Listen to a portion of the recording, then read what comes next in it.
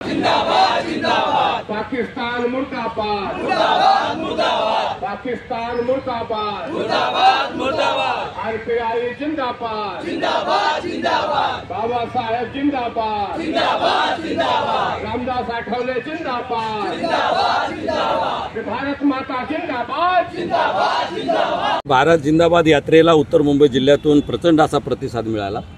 जवळजवळ 2 ते 3 किलोमीटर असे रांग 5 किलोमीटर अंतरापर्यंत रांग होती आणि उत्तर मुंबई जिल्ह्यातल्या सर्वच रिपब्लिकन पक्षाच्या नेत्यांनी, कार्यकर्त्यांनी, महिलांनी, विशेष करून महाराष्ट्र प्रदेश आमचे सोनवणे साहेब, आर्य यादवजी आणि सर्व तालुका अध्यक्ष, मुंबईचे पदाधिकारी, जिल्ह्याचे या सगळ्यांनी सहभाग घेतला आणि प्रचंड अशी भारत जिंदाबाद यात्रा यशस्वी झाली।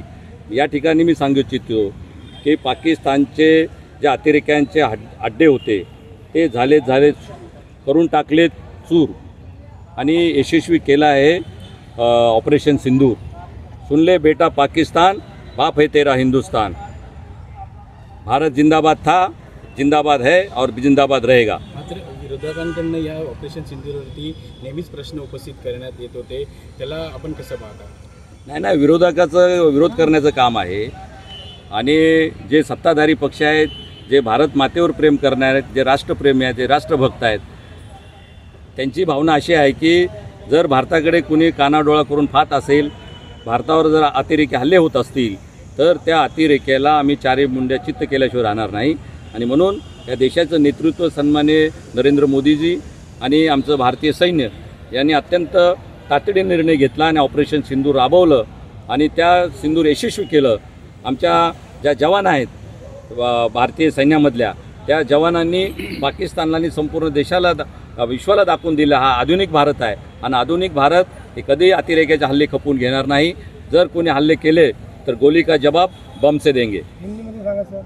1 महिन्यापूर्वी पहलगाम या ठिकाणी काश्मीरमध्ये अतिरेक्यांनी आपले 26 निरपराध लोकांना ठार मारलं आणि त्याचा बदला घेण्यासाठी देशाचे लाडके पंतप्रधान माननीय नरेंद्र मोदी साहेबांनी ताबडतोब ऍक्शन घेतली आणि सिंदूर ऑपरेशन ही योजना राबवली। सिंदूर ऑपरेशनमुळे साहजिकच पाकिस्तानमध्ये ज्या दहशतवाद्यांनी आपल्या निरपराध लोकांचं रक्त सांडलं, त्या दहशतवाद्यांचे 9 ते 12 अड्डे उद्ध्वस्त केले आणि जवळजवळ 100-200 अतिरेक्यांना ठार मारलं।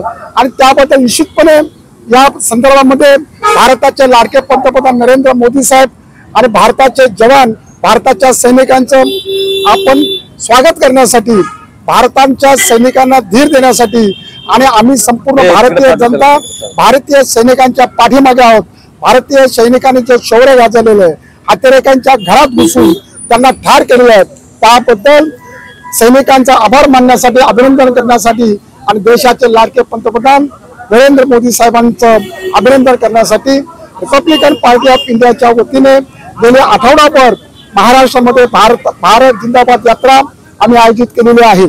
महाराष्ट्राच्या मुंबई शहरामध्ये चैत्यभूमी ते इंदुमलपर्यंत स्वतः आठवले साहेबांनी या रॅलीचं, भारत जिंदाबाद रॅलीचं नेतृत्व केलं। प्रत्येक जिल्ह्यामध्ये, प्रत्येक जिल्ह्याच्या प्रत्येक शहरामध्ये ही भारत जिंदाबाद यात्रा, भारत तिरंगा यात्रा रिपब्लिकन पक्षाच्या वतीने आयोजित केलेली आहे आणि त्या यात्रेच्या निमित्ताने आम्ही पाकिस्तानचा निषेध केलेला आहे आणि भारतीय सैन्याचा जिंदाबाद केलेला आहे। देशाच्या पंतप्रधानांचं कौतुक केलेलं आहे।